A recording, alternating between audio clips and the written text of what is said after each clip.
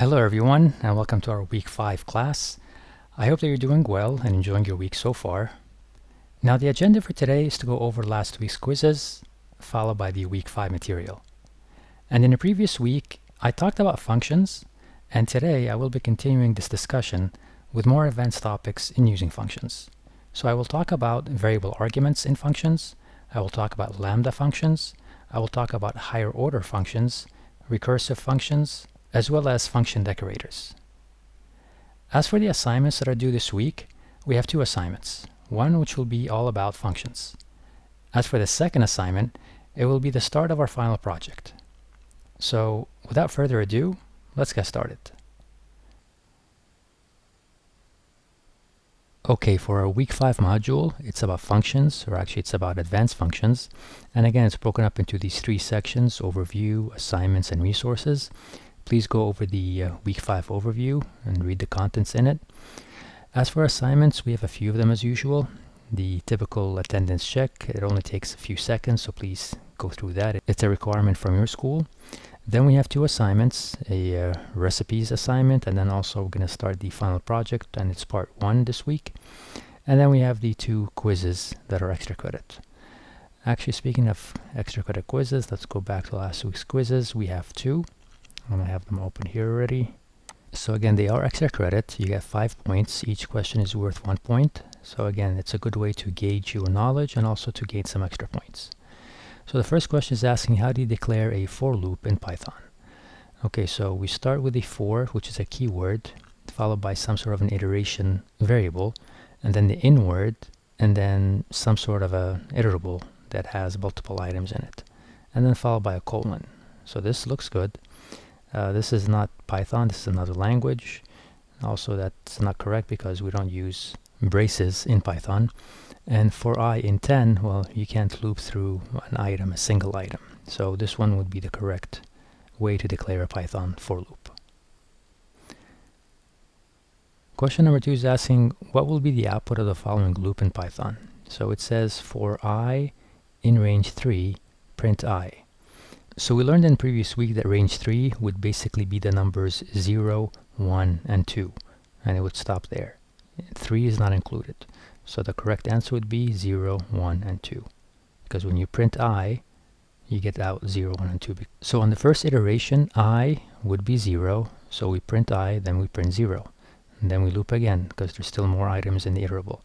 Then I, in the second iteration, would be a 1, so we print 1, and then loop back to the top again. I in the last iteration would be 2, so we print 2, and then when we loop again, there are no more items in the range 3, so we're done with the loop. So the printout would be 0, 1, and 2. Question number 3 is asking, how do you iterate over a list named myList in Python? So again, we have to start with the for keyword, and then followed by some sort of iteration variable. So I is an example, and then in is another reserved word that we need to use, and then the name of the iterable, which in this case is myList. So this would be the correct one. For I in myList, and then you always have to follow with a colon. Question number 4 says, how do you use a for loop to iterate over a dictionary in Python? Now, we also learned that in dictionaries we have the key, we have the value, and also we have items.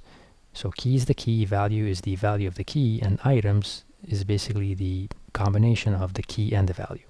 So to use a for loop and iterate over a dictionary, you start with the for keyword, followed by key and value, and then the in keyword, and then followed by the iterable that you want to loop through, which is dictionary.items, and then followed by parentheses, because items is a built-in method for a dictionary object that will return the key value pairs. So this would be the correct answer. And last question is, how do you stop a for loop when a certain condition is met in Python? So we learned also in the previous week, there is a break statement, there's also a continue statement. So the break statement is what's gonna break the loop and just exit out of it. Continue would just skip over that particular iteration that you're in and then continue on to the next iteration. So the break is the keyword that we use to stop a for loop when a certain condition is met in Python. All right, so that would be the first quiz. And then the second quiz, here we go. How do you declare a while loop in Python? So we use the while keyword, followed by some sort of a condition, and then colon, and then indented code. All right, this one doesn't have a colon, and it uses braces. This has braces, this has parentheses. So again, all these syntaxes are wrong. The correct one is the while keyword, followed by some sort of condition, and if this condition is true, then we run the indented code. So this would be the right answer. Question number 2 says, how do you create a while loop that continues until I is less than 5? Okay, so we have to have the while keyword followed by some sort of condition. So here that's not the right case. So while I is less than 5, and then code, but it's missing the colon. And then this is using braces, that's not Python. And then this one here says while, and here's the condition, I is less than 5, colon, that's correct, and then followed by the code. So this would be the right answer. Question number 3 is saying, how do you use a while loop to traverse a list until a condition is met? So using the theory of elimination, we can eliminate these two right away because we don't use braces. And we also are missing the colon right after the condition here. So even if you don't know what this really does, this would be the right answer, because again, this is missing the colon, and these two are using braces, which we don't use in Python.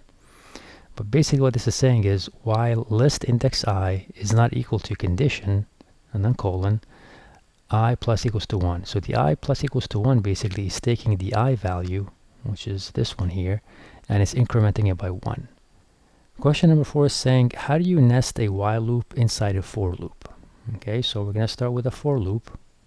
And the for loop, the one that looks correct so far would be this. Again, we have a for keyword, followed by an iteration variable, followed by the in keyword, followed by some sort of an iterable, which range n could be an iterable, followed by a colon, and then inside that indented code, or the body, we have another while. So while, followed by some sort of condition, followed by a colon, followed by the code. So again, theory of elimination, braces no, braces no, braces no, so this is the only right one, but to confirm, this does look correct.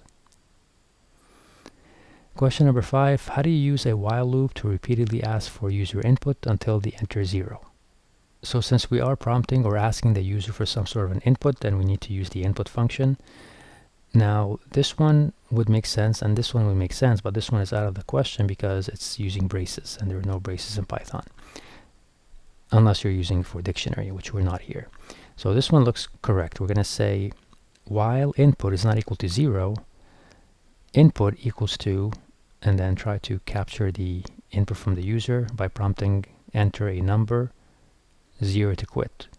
So this would be the right one to go with. So again, please make sure that you do take advantage of these extra credit quizzes. If you do have any questions, or you still cannot understand a question and answer in that quiz, or a concept is not comfortable for you, please let me know and I'll be more than happy to help out some more. Alright, so in a previous video we talked about the basics of functions, and today I wanted to discuss some more advanced topics. Okay, now just a quick recap in using arguments with functions. We can have positional arguments and we can have keyword arguments. The positional arguments will depend on the position location or the order of the argument, while keyword arguments will not care about the order or the location of the argument. Instead, it will use the key equals value syntax. However, both these type arguments require that you know the number of arguments needed for the function. But what happens if you don't know? I mean, what if you want to build a function that can take a variable number of arguments? That's where the star args and star quargs come into play. So in Python, star args and star quargs are special syntax used in function definitions to allow a function to accept a variable number of arguments. Now these notations are commonly used when you want to create more flexible and generic functions that can handle different numbers of arguments. Star args allows you to pass a variable number of non-keyword arguments to a function, and it collects these arguments into a tuple. Here's a simple code example. So in this example, the add_numbers function can take any number of arguments. and it adds them together using a loop. So I create a function called addNumbers, and in the parameter area, I type *args. Now this indicates that I can accept a varying number of arguments. Then I have indented code in the body of the function, which runs a few statements to loop through the arguments and adds them to each other. And so in my first function call, I call the addNumbers function, and it passes 5 arguments, which are the integers 1 through 5. So this function call demonstrates that this function can accept 5 arguments. Then I have another function call, but this time I only pass 2 arguments, and the numbers are 10 and 20. So now the addNumbers function will still work because I'm using the *args notation. Now, by the way, I don't have to use the word args in particular. So I could have used star followed by any word that I want. And I'll show you this when I go through my code examples later. But it has become customary to name the variable arguments as *args. Now, we also learned before that there are 2 types of function arguments. One is positional and one is keyword. Positional is when the position of the argument matters, while in keyword argument, we specify the value of the argument when we pass it. The previous slide showed us the variable positional arguments, and now this slide shows the variable keyword arguments, which uses the *kwargs notation. Now this *kwargs allows you to pass a variable number of keyword arguments, like key value pairs, to a function, and it collects these arguments into a dictionary. So here's a code example. In this code example, the printPersonInfo function can accept any number of keyword arguments, and it prints them out as key value pairs. So when I call this function, I pass it 3 key value pairs. Name is equal to Alice, age is equal to 30, and city is equal to Wonderland. And when I run this, I get a loop of the key values from this dictionary. I could also have passed any number of key value pairs, and the function would have processed them successfully. Now, you can also use *args and *kwargs together in a function definition, but keep in mind that *args must appear before *kwargs. So we can mix and match them, but for this mix and match to work, you must organize the *args before the *kwargs. So in this example, we start off with arg1 and arg2, which are just regular position arguments. Then we have *args, which collects additional position arguments of an unknown count. Then we have kwarg1, which is a default keyword argument. And finally we have *kwargs, which collects extra keyword arguments, also of an unknown number of items. Now in the function call, I have arguments with values 1, 2, 3, 4. I also have kwarg1, which is set equal to custom. I have name, which is set equal to Alice, and age, which is set equal to 30. So this means that arguments 1 and 2 will go to the parameters arg1 and arg2. Then arguments 3 and 4 will be used by *args. Then argument kwarg1 equals to custom will be for parameter kwarg1. But instead of having the default value, it will have custom. Then the rest of the kwarg arguments, like name equals Alice and age equals 30, will be used by the *kwargs parameter. So as you can see, using *args and *kwargs can make your functions more flexible and versatile, allowing you to handle a wide range of input arguments. In Python, a lambda function is a small, anonymous function that is defined using the lambda keyword.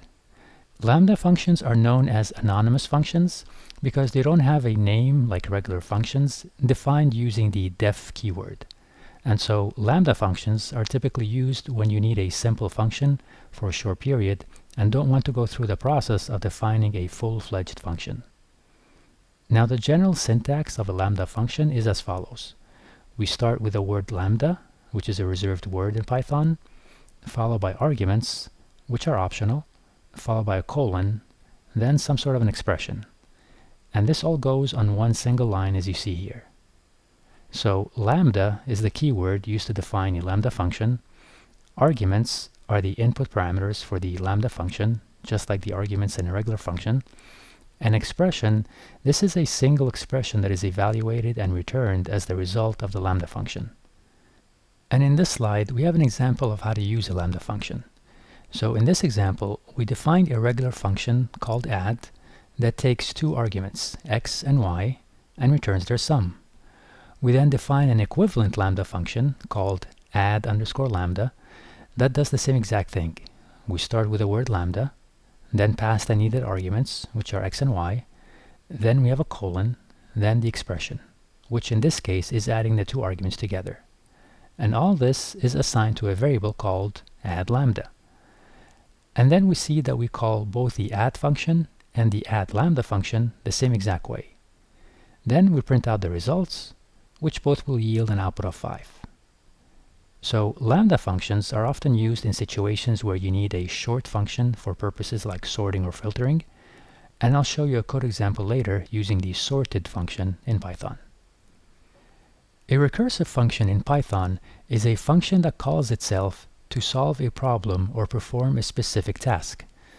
Recursive functions are often used in situations where a problem can be divided into smaller, similar subproblems, and the function can solve these subproblems by calling itself with modified arguments.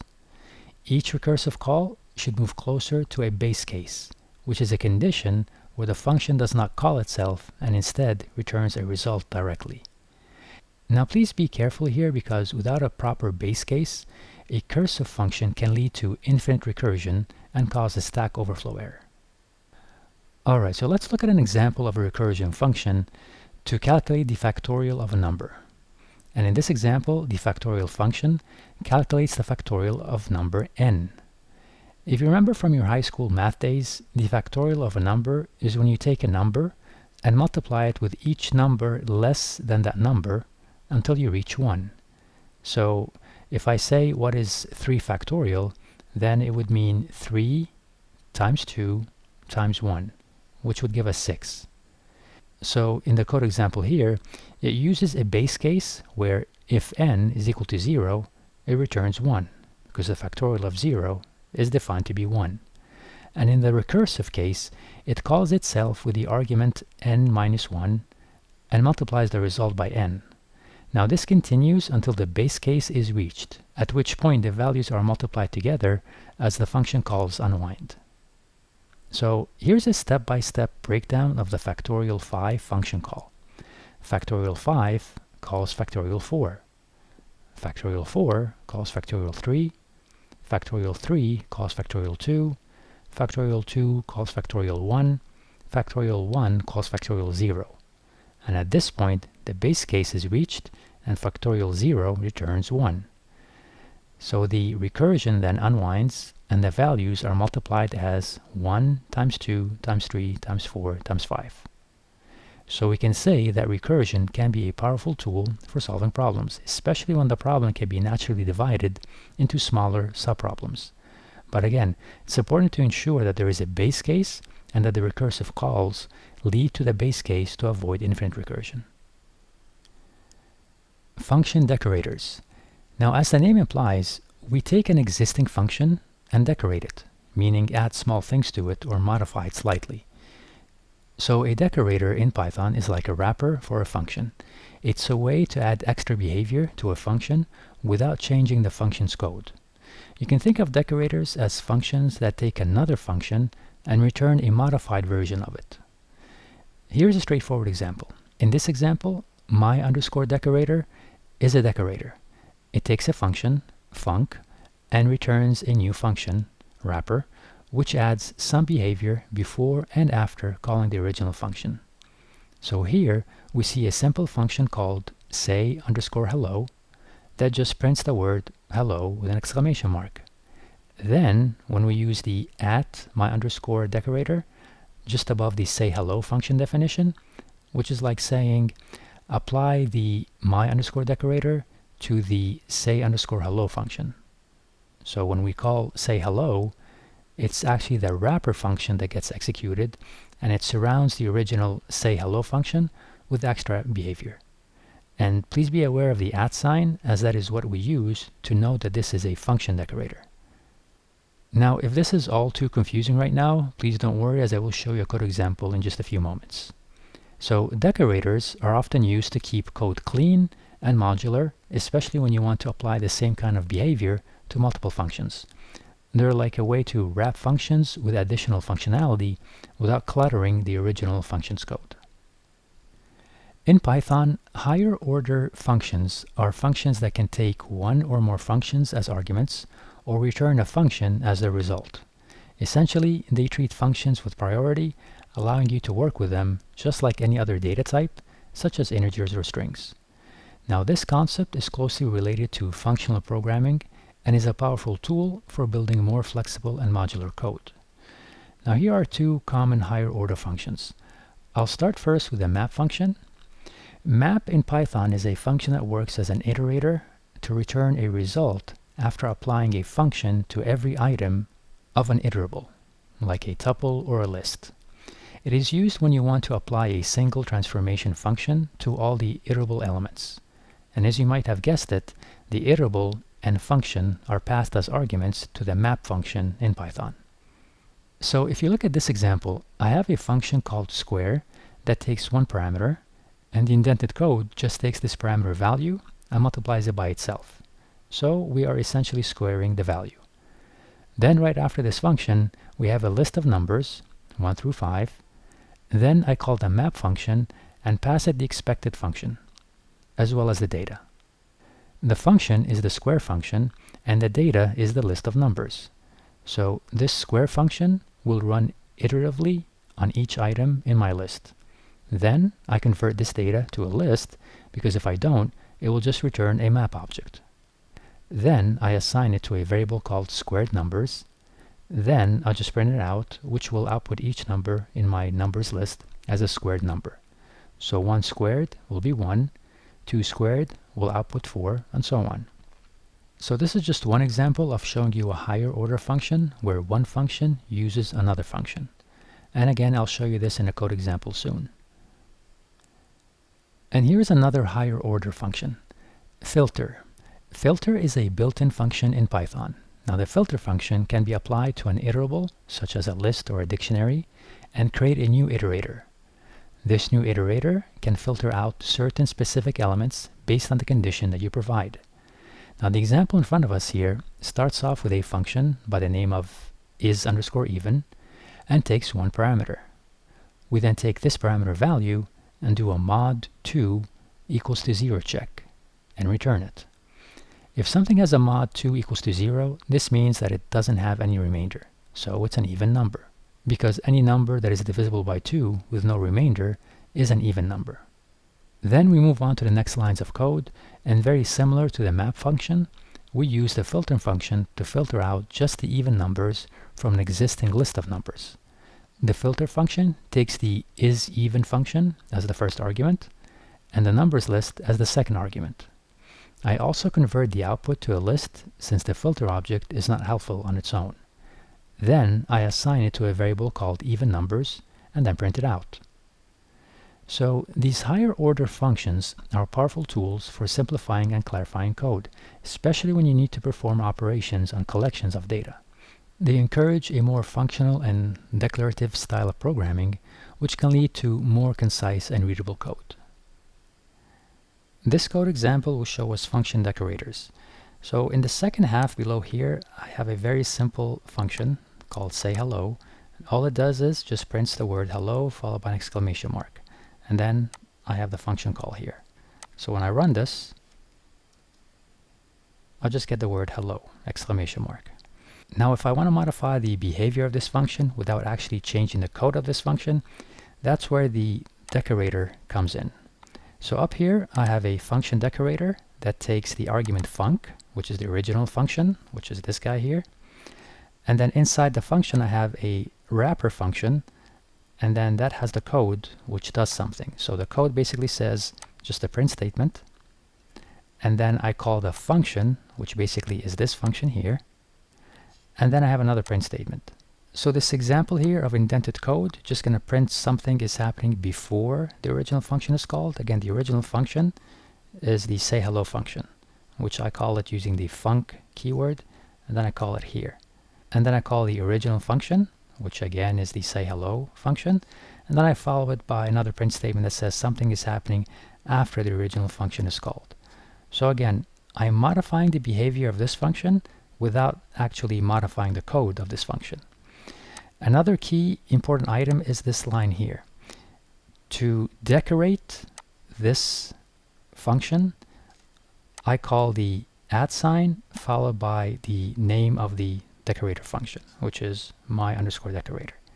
Okay, so here you define the decorator function and then how you want it to behave. And then just before the original function, you add this line of @ sign followed by the name of the decorator function. So now when I call this say hello, let's see what happens. So I get my print statement before, then I get the original function, and I get the print statement after. So the decorator function is a way to allow us to modify the existing behavior of an existing function without actually changing the code of the original function. This code example talks about higher order functions, and these are type of functions that can take a function as an argument. So the first example I have here is I have a simple function, I called it square, that takes one parameter x, and it just returns the x parameter times itself. Very straightforward. Then down here I have a list called numbers that has 1, 2, 3, 4, 5 as elements. And then down here I have a variable called squared numbers, which I assign it to, I'll come to list in a moment, but there is a function called map. That's a built-in function. Again, it's a higher order function in Python that takes a function as an argument and takes data as a second argument. So the map function is going to take square, which is this function here, as an argument, and it's going to map every item in my data. So every item in my data, which is numbers, is 1, 2, 3, 4, 5. It's going to map those numbers to the square function and return the value of each item being squared. And then I convert the output to a list, because if I don't, I'm actually just going to get a map object, and I'll show you that in just a moment. So this list is going to be assigned to the squared numbers variable. Then I'm going to print it out, which I should get 1, 4, 9, 16, 25. Why is that? Well, because the map function took each element in numbers and applied it to the square function, which is 1 squared, or 1 is going to be x, so x times x, 1 times 1 is going to be 1. 2 is going to be x, so 2 times 2 is going to be 4. 3 is going to be x, so 3 times 3 is 9. 4 times 4 is 16. 5 times 5 is 25. So this should be the output, and it should be in a list format. So let's run this and see what happens. That's exactly what I get. All right, I get a list of my map function, which took the arguments, the square function, as well as the data, which is numbers. Now, if I did not convert this to list, so I'll remove the list function here, and I run this, I'm just going to get an object of my map function. There we go, map object, so it doesn't help me. So if I convert this to list, then I would get back a list, which is more helpful. All right, let's comment this out again. And let's bring this in. So just like the map function here, there's also another built-in high order function called filter. Now filter is going to take basically a list, and it's going to filter it based on some sort of a function.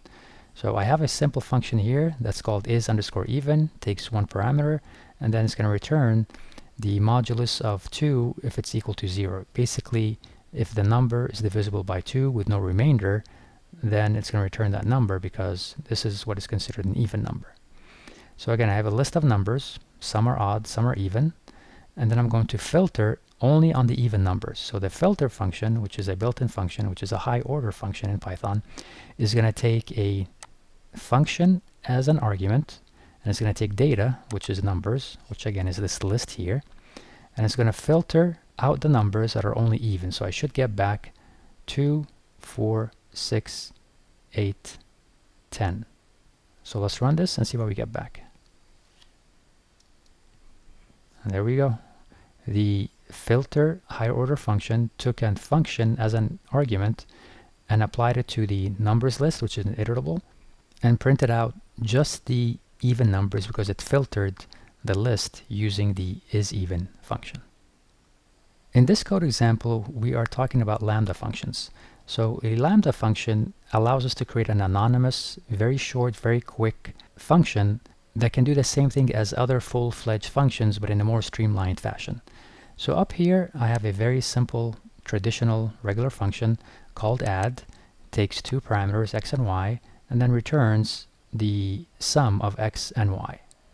And right below it, I have the equivalent of doing the same exact thing.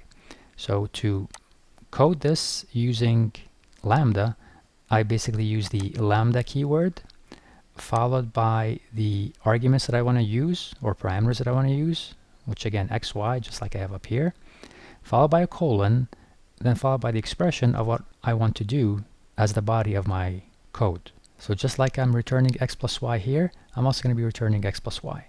So all of this is going to return some sort of a value. I'm going to store this returned value in a variable called add lambda. And to call a lambda function is the same exact way as I call a regular function, by its name. So here I have a function call, and I'm passing the values 2 and 3. And now I have another function call, this time to the lambda function, which is again called add underscore lambda, and I'm passing also 2 and 3. And both of them are going to be printed out, their results 1 and 2. And so if I run this now, I get exactly the same output, 5 and 5. So we were basically able to use the lambda function, which is a more streamlined way of creating functions as compared to this traditional way, and still get the same exact result, which is 5 and 5.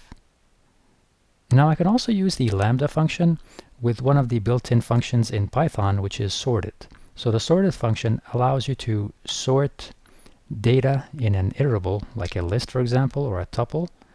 And by default, if the data is numerical, then it's going to be ascending from small to big. And if it's a literal type, like a string, then it's going to be sorted by default in alphabetical order. So the sorted method, again, is a built-in function in Python that takes data as a required argument, and then the key argument is optional. But the key argument allows you to configure how you want the data to be sorted. And one way to do that is to pass it a function that handles that piece of information. So sorted takes one required argument, which is the actual data. In our case, it's a list of tuples. And we're going to sort the data using a key, which is a lambda function that basically says, take the argument x, which this will be x, this will be x, this will be x, and sort it according to the second element of each tuple.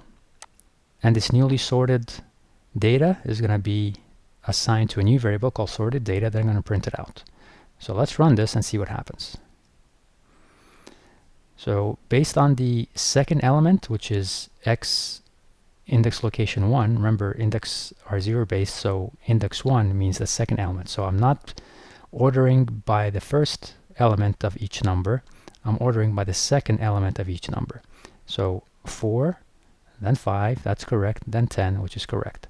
So if I basically just take this data here and not specify a key which can configure how I want the data to be sorted and run this, I'm going to get the default, which is by the first element. So 1, and then 2, and then 3. But I want to have more control and basically sort this using the second argument.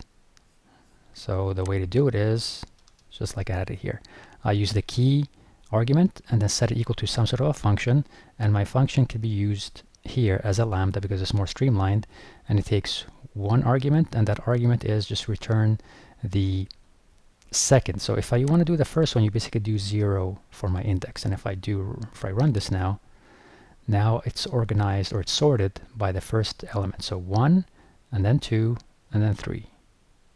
So again, lambda is a very powerful, a very flexible way to write functions that are anonymous, that are just one-liners, that can do a lot for us. Here is just one example, and here is another example that you can use it as part of the sorted built-in function in Python. In this code example, we have a case of a recursive function. So recursive functions are just like the name implies. They are functions that call themselves over and over and over again. And a great way to demonstrate this is using the factorial in math. Now, if you remember again from high school days or middle school days or college days, we learned that, for example, factorial 3 is nothing more than 3 times 2 times 1. If we do factorial 10, then it's 10 times 9 times 8 times 7 times 6, all the way down to 1. So to do this in code, we basically created a factorial function called a factorial, and it takes one parameter, which is n. Now, part of the recursive functions is you need to have some sort of a base case, because if you don't have a base case, then it's technically going to become or turn into an infinite loop, where it just keeps going and going and going and going and going and going, because it doesn't know what the base case is. So our base case is like our stop sign. Once we reach that stop sign, then we're done recalling the function over and over and over again. So here I have a function called factorial, takes an n as a parameter. Now, this is my base case. If n is equal to 0, then return 1, and basically that exits the recursive calling. It doesn't call itself anymore. But in the else behavior, I have return n times factorial n minus 1. So factorial n minus 1 is basically going to call itself again. So the function is called factorial. This is its base case. But when we have not reached the base case, I'm usually down here. And then what happens here is I take n, whatever n is. Then I'm going to call factorial again, this time using n minus 1. Okay, because that's how factorial works. You take a number, then you multiply it by the number less than it by 1. Then multiply it again by this number less by 1. Then that number, multiply it again, less by 1. Okay, so every time the factorial gets called here, it goes all the way up here and runs the function again. Comes down here, sees another recursive function call, then goes back here and calls itself. Comes down here, calls itself. Comes down here, calls itself, until n is equal to 0, which eventually will be, because we are subtracting 1 every time we come to this else statement. So for example, factorial 5 basically says, okay, let's call factorial. 5 is going to be n. So n, if n is equal to 0, no it's not, then go to the else. So return n, which is 5, times factorial 5 minus 1. So factorial 5 minus 1 would be factorial 4. Now if n equals to 0, no it's not, so go to the else. And return 4 times factorial 4 minus 1, which would be 3. So let's call factorial 3, which is up here again. Factorial 3, if n equals to 0, no, because it's equals to 3. Then we go to the else. Then we say 3 times factorial 3 minus 1, which is 2. So factorial 2 goes up here because it calls it again. Factorial 2 is not n equals to 0, so go to else. So we return 2 times factorial 2 minus 1, which is 1. So we call up here factorial 1. Now if n equals to 0, no it's not yet, so we go to the else.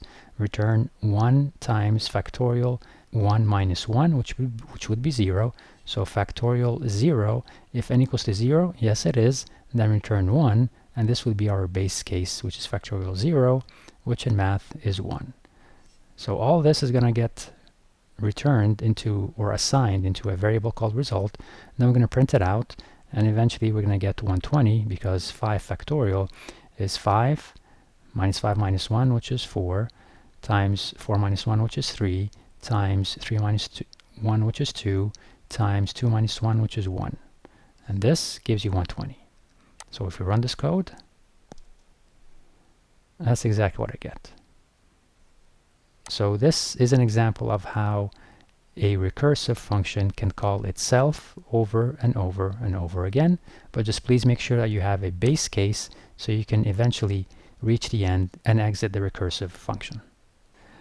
Okay, let's go back to the assignments again, and we'll actually go back to week 5.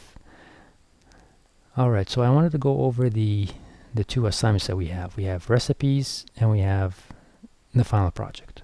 For the recipes assignment, it's a 60-point assignment. You have to upload a file, and it's due this Sunday. And again, all the information is given to you here, all the details. And there's also a file that you need to download as a starter file. And as for the final assignment, again, it's worth 100 points. It's going to be due this Sunday, and it's considered part 1 of the final project, and we're designing our own game. Again, there are a lot of details here, so please go through it, line by line. And we also have some resources that give you some gaming idea. We also have some links here to give you examples of command line games, resources more for easy games in Python. So please go through all these summer videos, and of course do review the rubric just to make sure that you are meeting the requirements and you can maximize your points as well. So this is the recipes data file that is provided for us. At the very top we have a few lists. Number 1 is recipe names, and you can see that it has spaghetti bolognese, chicken tikka masala, and beef tacos. And then each of these recipes have their ingredients here also in lists. So spaghetti ingredients include spaghetti, minced beef, tomato sauce, onion, garlic, and then the chicken tikka has these ingredients, and then the beef tacos has these ingredients as well. And then down here is just a bunch of commented out code, and basically this is what you need to do. Now the nice thing is that every couple of tasks are related to each other. So task number 1 says to create a function called create recipe that does something, and then task 2, you need to use that function that you just created up here. Task 3, create a function called get recipe that does something, and then task 4, use that function you just created to do something. So that's pretty much the pattern. Task 5 and 6 are related, tasks 7 and 8 are related, tasks 9 and 10 are also related. So your goal for this assignment is to basically fulfill all these tasks and run the tasks to confirm that everything behaves correctly and as expected. So I took the recipes data code and basically created a new IPy notebook just so that I could run each recipe individually, and then we can see our output and verify that it's working correctly. So let's start at the very top. The first cell, I just have the variables defined. Again, just copy and pasted from the recipe data file. And then down here is task 1. So task 1 says write a function called create_recipe that takes recipe name and the list of ingredients as parameters, and then return a dictionary representing the recipe.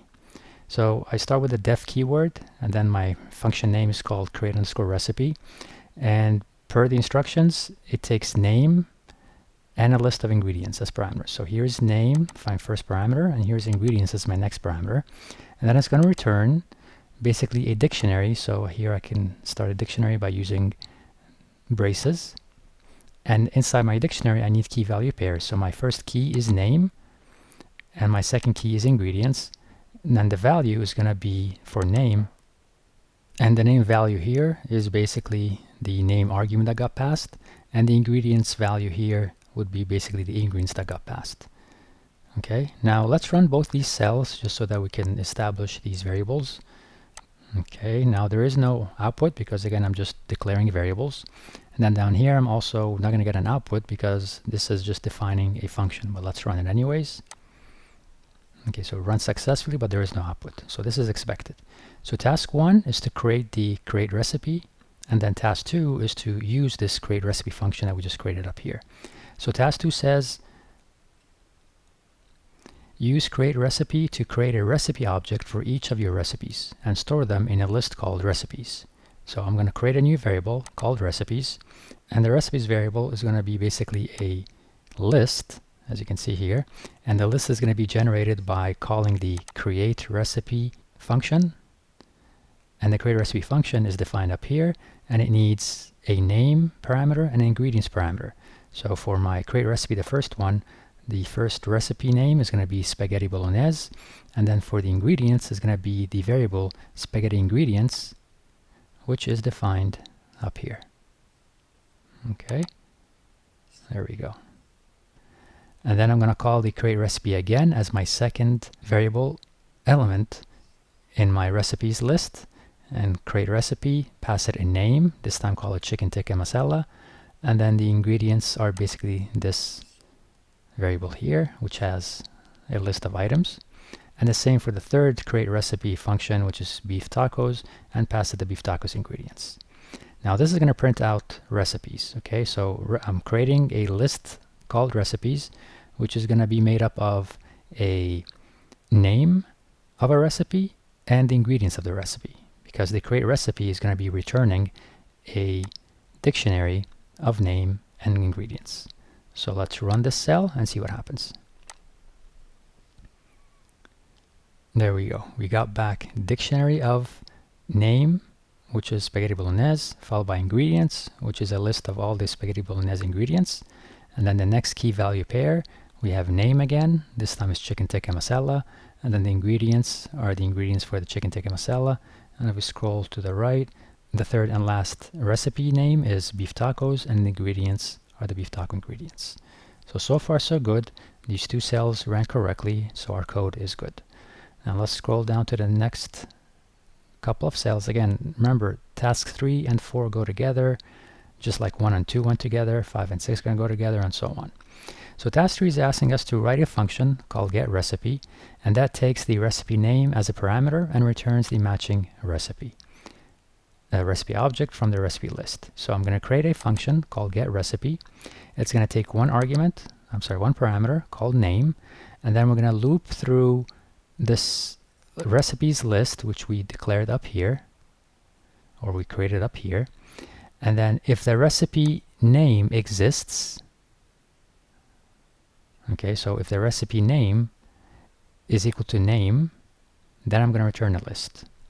All right, so basically I'm just checking that. I could have said just return receipt without this if statement, but again, you don't want to return something that does not exist. So I'm going to return recipe only if the recipe name is equal to the name that got passed here. All right, so let's run this function just to declare it. So now this function is defined. Now let's use it. So step number 4 is where we use this function. So I'm going to get recipe, and it's going to be called chicken tikka masala.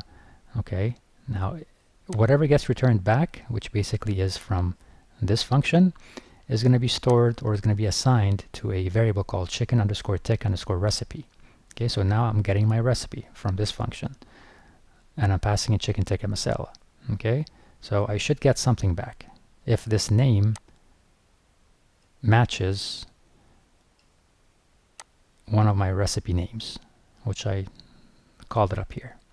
Okay, now here I have an if statement. I say if chicken tikka recipe. If chicken tikka recipe is basically this guy here. So if this variable exists, and it only will exist if something gets returned from this function call. So if this function call returns a recipe, then this is going to return a value, and this value is going to store it, or going to be assigned in the chicken tikka recipe variable. Now if this chicken tikka recipe variable does exist, then I'm going to run this code. But if it doesn't exist, then I'm going to say recipe is not found. Okay, and what do I return? Well, basically, again, this is, you don't have to do this, but this is just, you know, how I did it.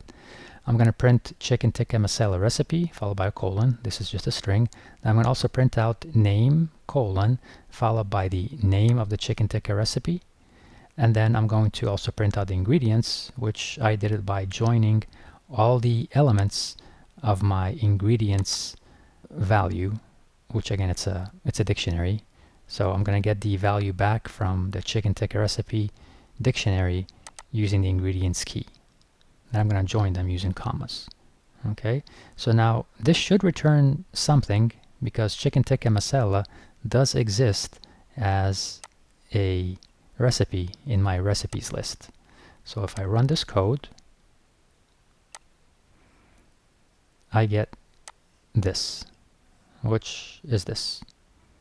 All right, now if I misspell the name of my recipe, so let's just say I spell tikka with 1 K instead of 2, then I run this, and technically chicken tikka masala is not the same as chicken tikka masala with a 2K. All right, so if I run this now, I should get, basically when you do the get recipe chicken tikka masala, which is misspelled, and this recipe does not exist, so I'm not going to get anything returned. So this chicken tikka recipe is going to be blank. So when I do the if check tikka recipe, then this should fail, should be false. So I'm going to go to the else and eventually print recipe not found, which is correct because of a misspelling. So let's run this. That's exactly what I get. Okay, so again, always double check your code with the happy path and also with the error path. All right, next two cells are tasks 5 and 6. So task 5 says write a function add recipe that takes a recipe object as a parameter and then adds it to the recipes list.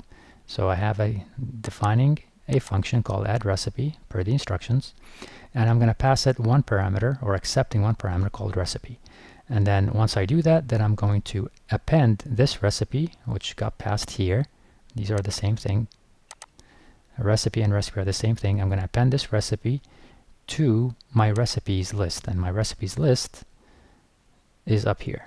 So this recipes list right now has only 3 recipes, but with the add recipes function, I'm going to be able to append or add a new recipe to the existing list of 3 recipes.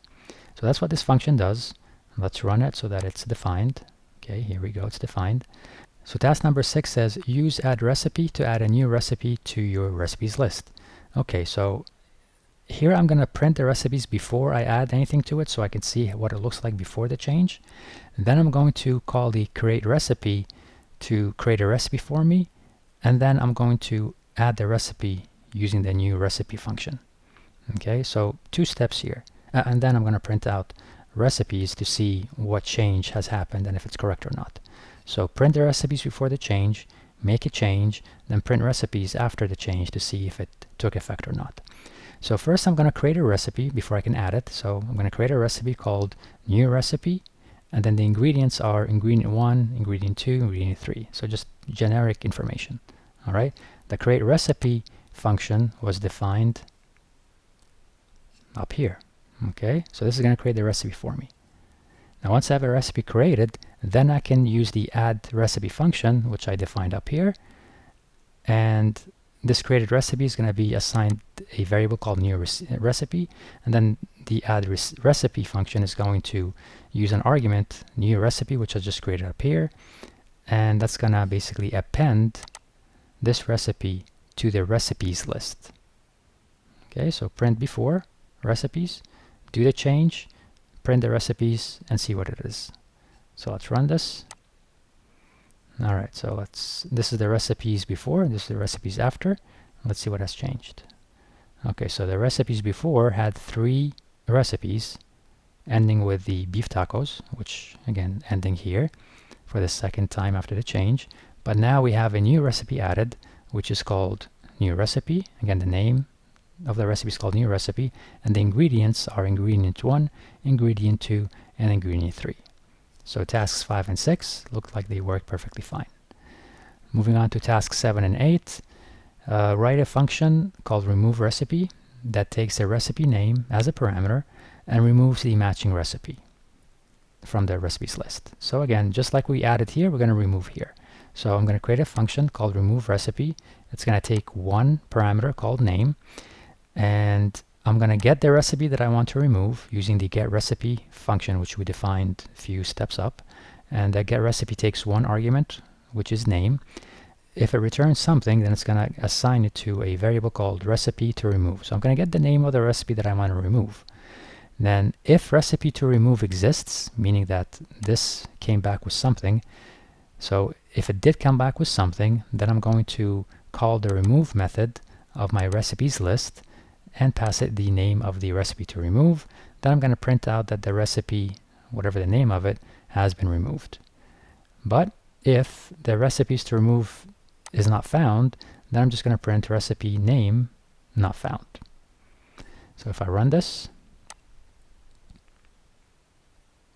this defined the function for me. Okay, so now this function is in play. Now I have to call the function. So just like I did before with the add recipe, I'm going to print the recipes first before the change. Then I'm going to call the remove recipe function, and then I'm going to print recipes again to see if it's been removed or not. Okay, so I want to remove new recipe, which I just added a moment ago. So I added this recipe a moment ago. Now I'm going to remove it, and let's see if it takes effect or not. Let's run it. Okay, so this is the recipes list before, and you can see it has still the new recipe.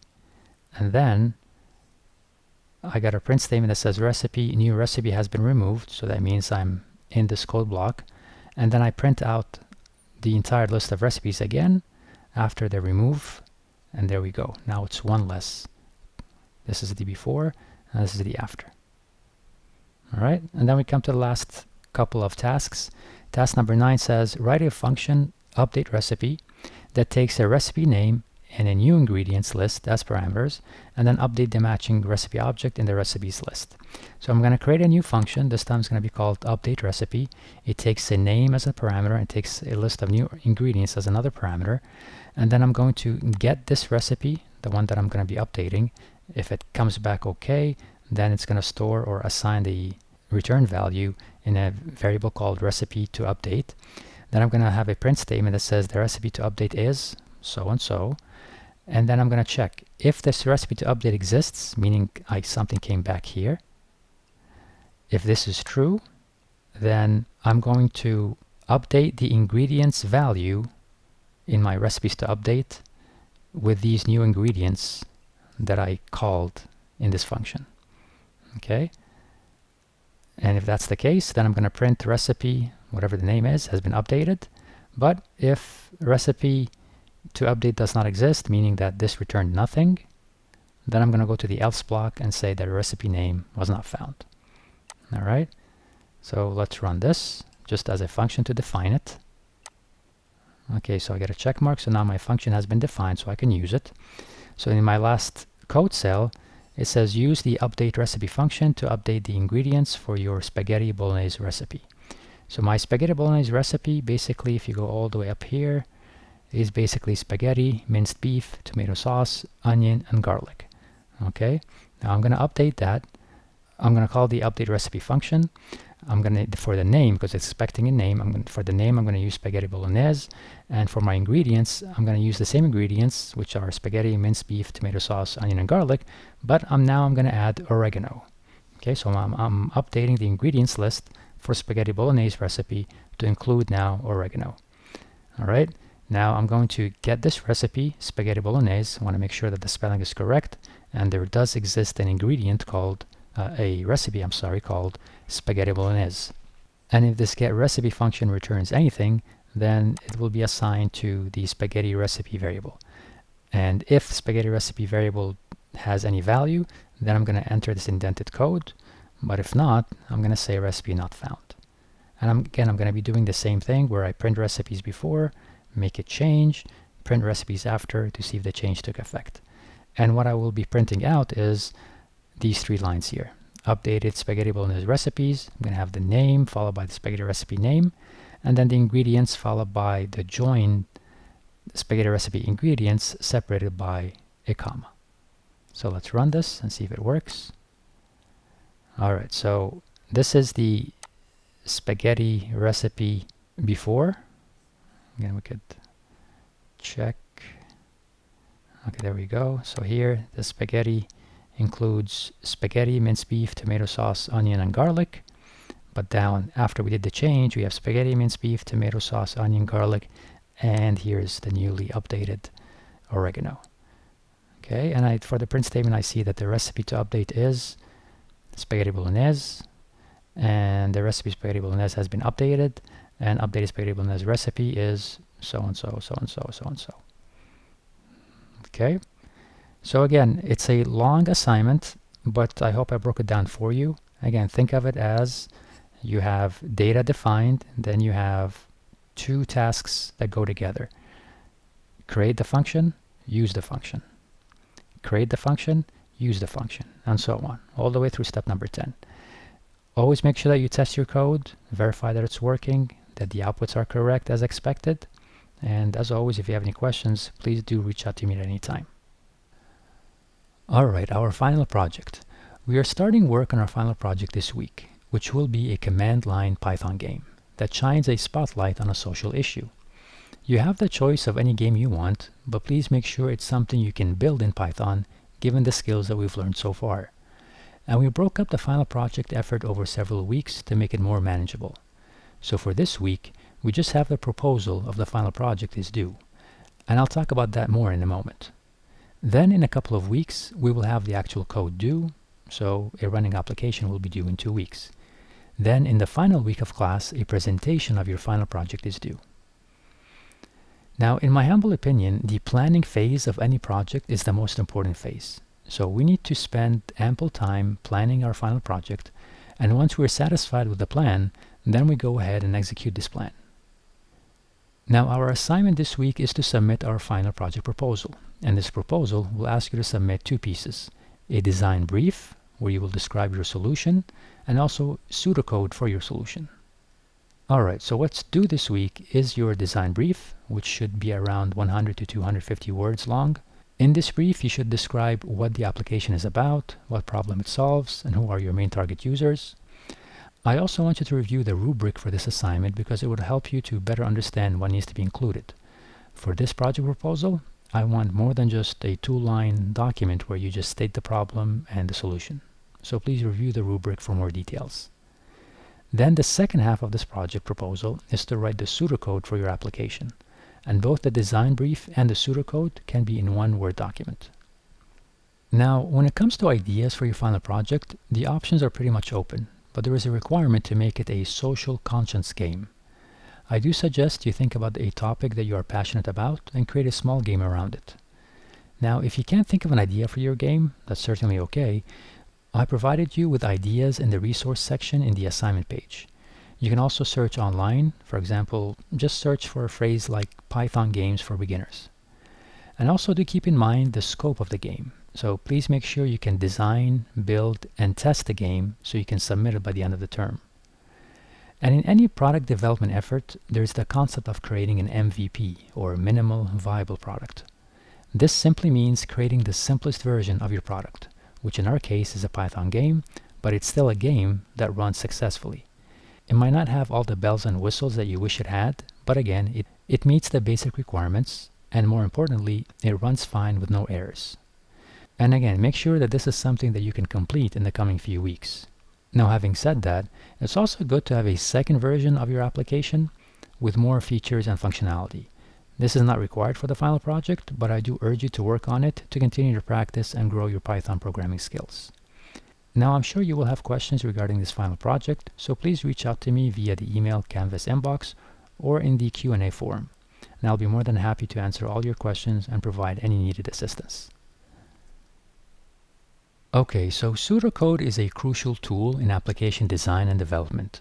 Basically, pseudocode is a high-level description of the code that you want to eventually write, which blends natural language with programming-like words and symbols.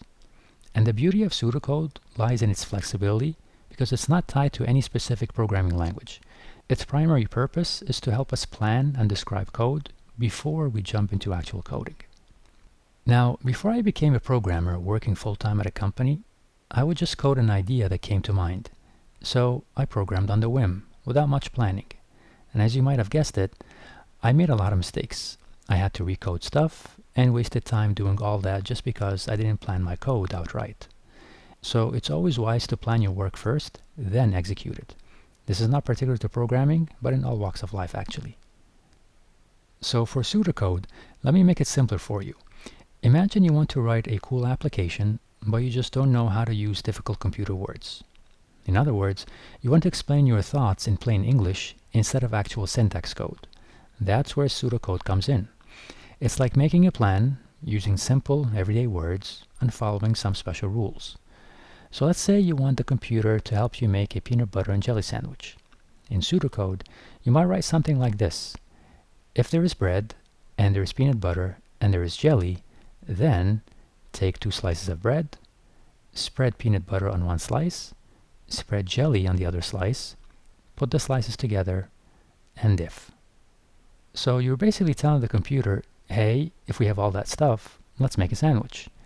And you use words like if, then, and end if to make it super clear what you are doing.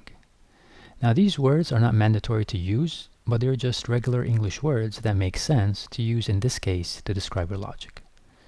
So pseudocode helps us plan what we want the computer to do without worrying about the exact computer language it understands. It's like writing down our ideas before we start building something. So pseudocode is like our secret language to talk to computers in a way they can understand, even if it's not in computer words. So pretty cool stuff, right? Now let's look at some basic elements of pseudocode. I did explain that we can use our own simple regular English words when writing our code, and like anything, there are some standards to guide us and help us make pseudocode consistent for all of us. So here we have some basic constructs when creating our pseudocode. The goal is to make our pseudocode clear and concise. So one group of constructs involves when we have a sequence of actions, like capturing an input from a user, then outputting something back. Also at times we need to compute values, as well as initialize values. And we usually find the need to also increment or decrement values. So these are all found under the sequence group, and in dark blue we have the actual words used in our pseudocode. Again, you don't have to use these exact words, but they are here as a guide. Then we have other constructs. For example, if you need a loop logic, we have a for loop, a while loop, and a repeat until loop as well. And we already saw an example of using conditionals with the PB&J sandwich example. So we saw how easy it was to use if-else statements. And we also see in the lower middle an example of the case scenario. We also have here additional constructs to call functions and to handle errors as well. These again are very common practices in programming, and so we see how to call a function by its name and parameters. We also have an example of how to call a function and return a value. So again, just plain English words. And these examples use the word call. But you don't have to stick to this particular word. For example, I could have replaced call with run or execute. Remember again, pseudocode is not syntax, so we can use any words to describe our thoughts. As for the exception handling, these are the guided words to use. We start with begin, then run some logic, and if an error occurs, we go to the exception block. And inside the exception block, we can specify the specific type of error, just like in the real syntax code, but we just use simple words. So I already said that pseudocode is flexible and we can use any words, but still we have some standards that would be nice to follow. Nothing will break if you don't follow these standards, but they are just best practices to help guide us. For example, you might have noticed that all the command words were written in capital letters, so it's advisable to follow this naming convention. And to help make the pseudocode clear and easier to read, use only one statement per line. Also, do use indents to organize your statements. Again, it's not a must, but it helps to improve readability. And when you are done with a certain logic block, it's best to use the word end to signify that you are done with this part of your pseudocode. And remember that pseudocode is language agnostic, so when you write your words, keep it as that, language independent. You don't need to use particular words or style of coding that might be suitable for Python or Java or any other language. And for point 6, it basically suggests writing your pseudocode to describe the problem or your goal instead of how you will implement it. So the example here shows the pseudocode of append the last name to the first name, instead of writing a variable name that is assigned a value of first plus last. The option to type the name equals first plus last would be pretty close to syntax. Again, keep your pseudocode in plain, simple, concise, and readable language. Okay, so that's really all that I wanted to cover for this week. Please spend some time thinking about your final project, plan it well, so you can execute it without any surprises.